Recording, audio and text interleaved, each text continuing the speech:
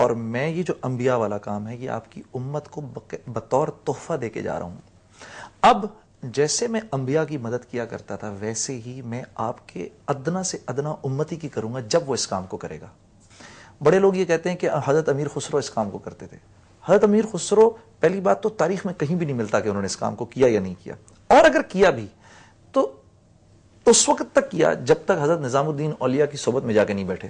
جب حضرت نظام الدین اولیاء کی صحبت میں جا کے بیٹھے تو چینج ہو گئے, اور پھر لوگوں کو اللہ کی طرف وہ کسی اور موڈس آپرینڈی سے بلاتے تھے.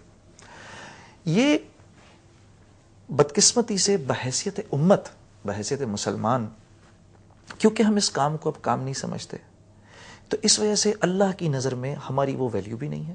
مسلمان آج ساری دنیا میں ذلیل ہو رہا ہے صرف اس وجہ سے کہ جس مقصد کے لیے اس کو بھیجا تھا اللہ نے اس مقصد کو وہ اب مقصد بھی نہیں سمجھتا. یعنی ہم بحیثیت امت یہ بھی بھول گئے ہیں کہ ہم کچھ بھول بیٹھے ہیں.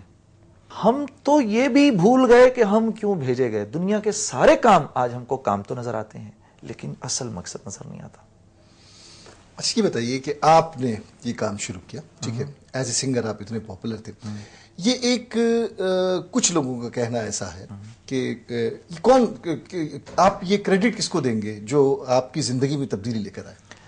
کوئی ایک آدمی نہیں تھا, یہ تو ماحول تھا, صرف ماحول تھا. جیسے آج سے 1400 سال پہلے آپ صلی اللہ علیہ وسلم مسجد نبوی میں جا کے بیٹھتے تھے تو مسجد نبوی میں صحابہ جمع ہوا کرتے تھے تو وہ آپ کی صحبت سے مستفید ہو کے بچیوں کو زندہ دفن کرنے والے رضی اللہ تعالیٰ عنہ بن گئے.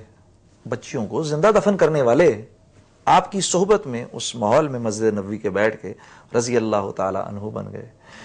وہ لوگ جو اپنے دشمنوں کا خون چاٹتے تھے ان لوگوں کو اللہ نے 3 دن بر اعظموں کا بادشاہ بنا دیا.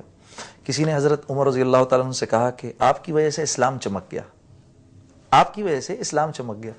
انہوں نے کہا میری وجہ سے چمک گیا؟ میں تو ایسا تھا کہ میری خالہ مجھے کہا کرتی تھی کہ عمر تو اتنا نکما ہے کہ تجھ سے تو بکریاں بھی نہیں چرائی جاتی. اسلام کی وجہ سے میں چمک گیا. اسلام تو ہمیشہ سے چمکایا تھا. ٹھیک ہے, اس جگہ پر جو مسلمان اپنے آپ کو لے جا کے فٹ کر دے گا وہ ایک دم چمک جائے گا. آج کی جو زندگی ہے, آج کا جو سسٹم چل رہا ہے, جو پیس ہے, جو ڈیمانڈز ہیں, جو خطرات ہیں, اس میں اپنی فیملی اور اس کی تمام تر ذمہ داریوں کو پورا کرتے ہوئے آپ جو حالات ہیں, جو ملک کے حالات ہیں, باہر انٹرنیشنل بھی جس طرح کے حالات ہیں, بیوی, بیٹی, بچہ, ان کی تعلیم, ان کی حفاظت, اس کو سارے کو پورا کرتے ہوئے اپنے گھر سے اتنے دنوں کے لیے دور تبلیغ پہ چلے جانا, آپ کے خیال میں کسی طریقے کا رسک نہیں ہے؟ اپنی ان ذمہ داریوں سے کسی طریقے کی کنارہ کشی نہیں ہے؟ اچھا آپ یہ بتائیے, میں آپ سے ایک سوال کرتا ہوں, آپ کسی ایسے آدمی کے بارے میں کیا کہیں گے جو اپنے اندھے باپ کو, اپنی بوڑھی ماں کو, اپنی بیمار بیوی کو اور چھوٹی چھوٹی بچیوں کو گھر میں اکیلا چھوڑ جائے اور گھر سے سارے پیسوں کو اٹھا کے لے جائے؟ آپ ایسے آدمی کے بارے میں کیا کہیں گے؟ بیوقوفی سمجھیں گے اس کو؟ ٹھیک ہے, حضرت ابو بکر صدیق نے ایسا کیا تھا. مجھ سے اور آپ سے تو زیادہ ہی دین کو سمجھتے تھے نا وہ. صحیح, ٹھیک ہے نا. بات یہ ہے کہ اللہ نے اس دین کے پھیلنے کو قربانی سے جوڑا ہے.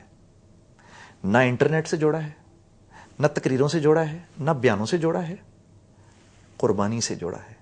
رسول اللہ صلی اللہ علیہ وسلم دین لے کر بھی آئے اور دین کی محنت اور قربانی کو بھی لے کر آئے. اسی وجہ سے تو آپ سید المرسلین تھے, اسی وجہ سے تو اس امت کو بہترین امت کہا گیا, اور اسی وجہ سے جب تک یہ امت حالانکہ سب سے آخر میں آئی جنت میں سب سے پہلے جائے گی, جب تک یہ جنت میں نہیں جائے گی باقی ساری امتوں پر جنت حرام ہے.